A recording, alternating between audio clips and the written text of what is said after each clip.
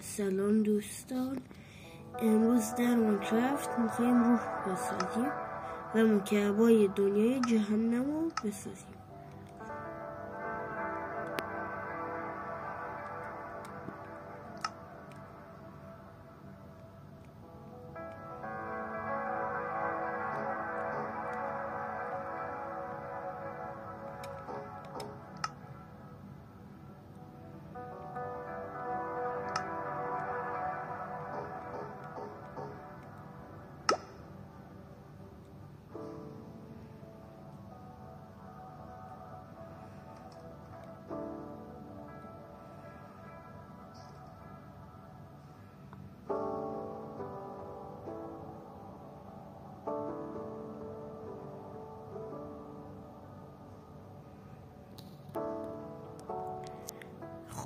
دوستان، اولا ما میاییم داخل این جا، بعدش یه مکعبایی هستن که عکس روح روشونه و بعدش سر یک موجود برمیداریم و میریم.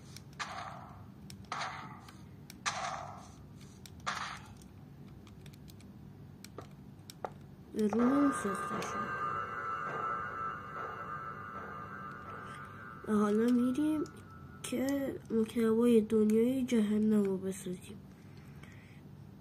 اول مواد مذاب و آب رو برمیداریم.